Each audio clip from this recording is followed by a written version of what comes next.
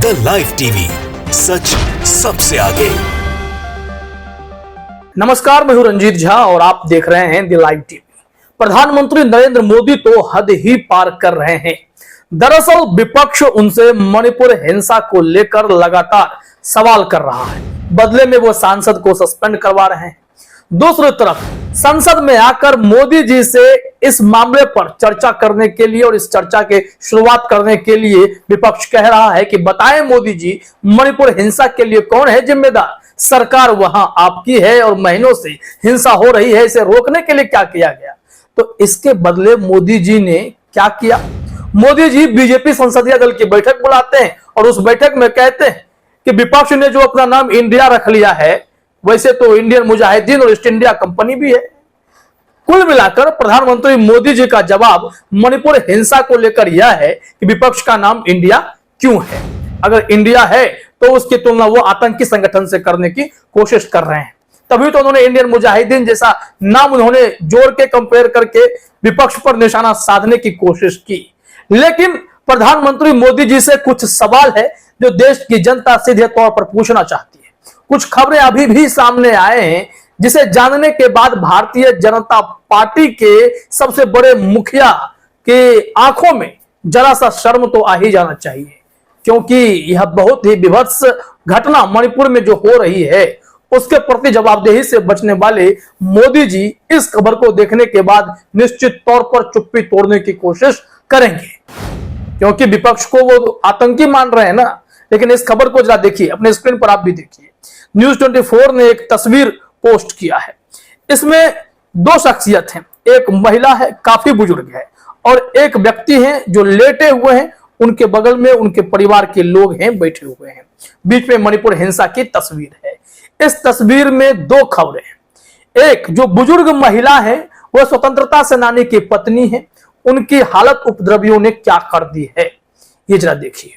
और जो दूसरी तस्वीर है यह भी देखना चाहिए आपको।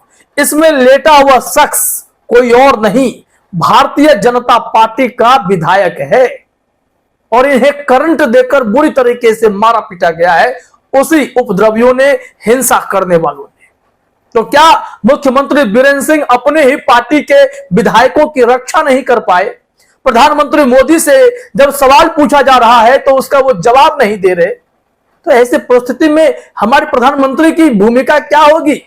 भूमिका यही है कि संसदीय दल की बैठक बुलाए और फिर विपक्ष को कोसे कि विपक्ष क्यों मणिपुर पर सवाल खड़े कर रहा है। वो कह रहे हैं विपक्ष को चिल्लाने दो।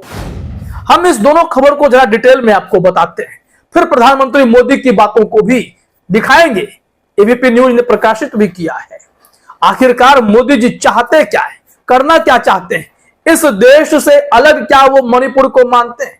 और मणिपुर पर सवाल उठाने वाले विपक्ष की तुलना आतंकी संगठन से करके क्या मैसेज देना चाहते हैं? इसके लिए जरा आप अपने स्क्रीन पर यह खबर देखिए कि भारतीय जनता पार्टी के एक विधायक के साथ क्या सलूक हुआ है मणिपुर में।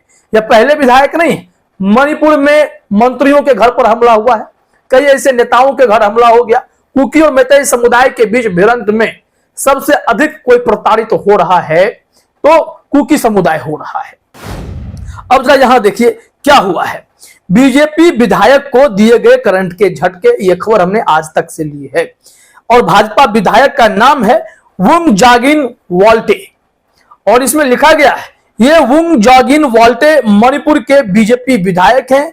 इन पर 4 मई को जानलेवा हमला हुआ।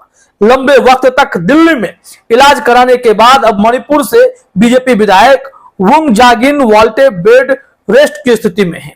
उनकी पत्नी से जब आज तक ने बात की तो पत्नी अपने आंसू नहीं रोक पाई। फिर इनके बेटे ने 4 मई की पूरी घटना को बताया। इन जख्मी बीजेपी विधायक को करंट के झटके दिए गए। वॉल्टे के बेटे ने कहा कि पहले मेरे पापा को इलेक्ट्रिक करंट दिया गया और फिर मारा, वे मरने की हालत में आ गए। ऐसे में अब पूरे परिवार को उस विधायक को डर लग रहा है जो जनप्रतिनिधि है, जो जनता की आवाज बन सकता है, उसे खुद डर लग रहा है। तो अपने ही सरकार के नेताओं की यह हालत हो रखी है और मोदी जी को विपक्ष के इंडिया नाम से चिंता हो रही है। आश्चर्य है और बेहद शर्मनाक भी है। इसमें देखिए उनके बेटे ने क्या जानकारी दी कि उन्हें मणिपुर जाने से डर लगता है। जख्मी बीजेपी विधायक के बेटे से जब पूछा गया कि क्या वे इम्फाल वापस जाएंगे, तो उन्होंने कहा कि इम्फाल तो हम लोग फिर नहीं जाएंगे, उन लोगों ने हमें निकाल दिया।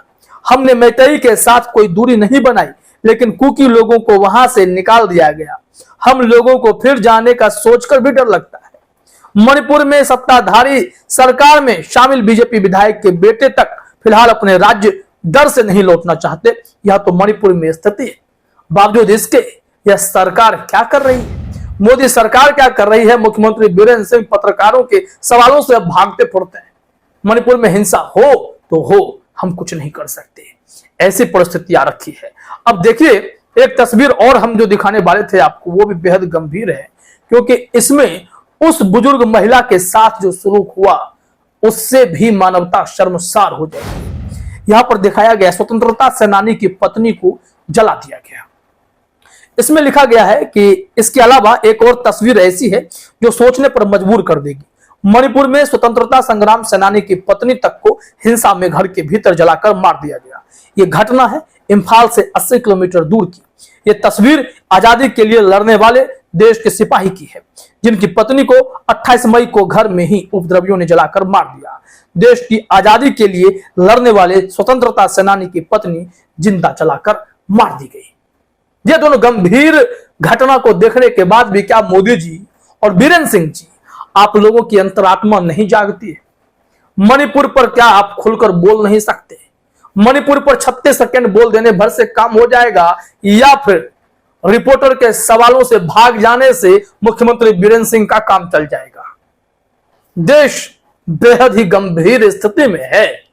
देश सवाल पूछ रहा है।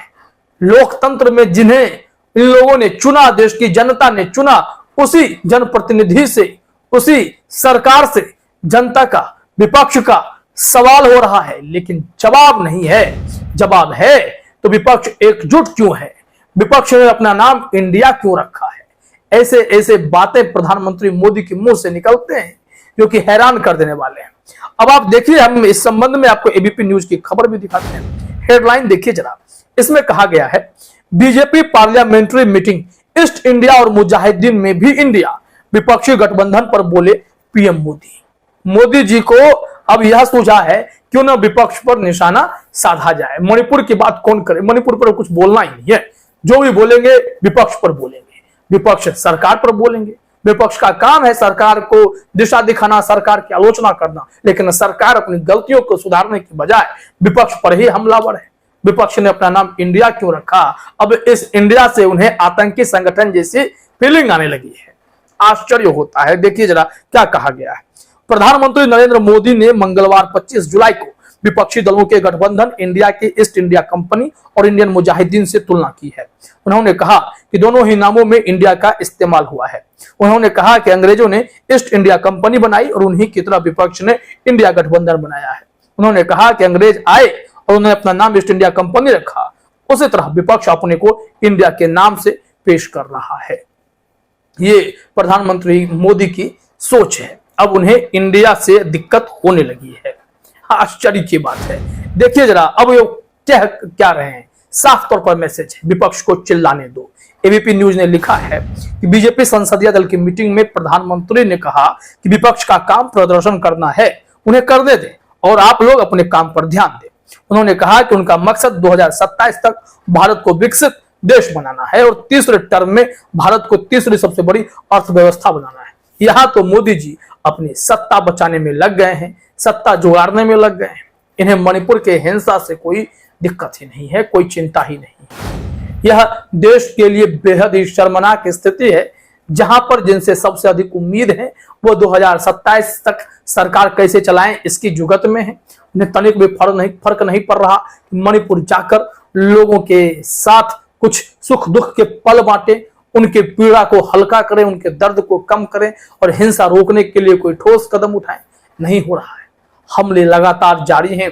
मणिपुर में इंटरनेट शटडाउन है, मुख्यमंत्री भाग रहे हैं, मोदी जी विपक्ष को कोस रहे हैं और इसी से काम चल रहा है। और इन्हीं सब मामले को लेकर कांग्रेस के नेता रणदीप सिंह सुरजेवाला ने एक ट्वीट किया है। उस ट्वीट में प्रधानमंत्री मोदी पर काफी तीखा हमला बोला गया है। तो आइए जरा देखते हैं कि उन्होंने अपने ट्वीट में क्या कुछ कहा है। रणदीप सिंह सुरजेवाला ने लिखा, तानाशाह खफा है, वो अपने दरबारियों से पूछ रहा है कि हंगामा है क्यों बरपा। वो 80 दिनों से हिंसा, बर्बरता, क्रूरता की आग में झुलसते मणिपुर पर इंडिया के सवालों से खफा है। वो महिलाओं और बच्चियों के साथ सरेआम हुई दरिंदगी और हैवानियत से खफा नहीं है। वो मणिपुर से उठती दर्द की चीखों से घायल देश के दिल में भरे आक्रोश से खफा है। वो सूबे में बैठाए अपने सूबेदार के नकारेपन और निकम्मेपन से खफा नहीं है। वो देश के सामने उसकी अनजाने में बयां की गई हालत के हकीकत से खफा है। वो अपने गवर्नर से खफा है। वो राज्य प्रायोजित हिंसा है कहने वाले अपने विधायक से खफा है। वो 9 साल से देश के लोकतंत्र, संविधान और संस्थानों को बंधक बनाए रखने के बाद भी सच की उठती हर बेखौफ आवाज से खफा है। वो अपनी झूठी इमेज के पीछे छुपाई सारी सच्चाई के बाहर आते जाने से खफा है। और सुना है अब तो वो इंडिया डेट इज भारत के नाम से भी बेहद खफा है। वो अपने भीतर बैठे डर से खफा है, इसलिए देश के लोगों का प्रतिनिधित्व करने वाली संसद से भाग रहा है। यह कांग्रेस ने जबरदस्त तरीके से एक बार फिर प्रधानमंत्री मोदी को आईना दिखाया है, लेकिन मोदी जी उस आईने में कब झांकेंगे, कब अपनी अंतरात्मा की आवाज सुनेंगे, इसके लिए तो इंतजार ही करना पड़ेगा। फिलहाल इस वीडियो में इतना ही। आप सभी का हमसे जुड़ने के लिए बहुत बहुत धन्यवाद। द लाइव टीवी, सच सबसे आगे।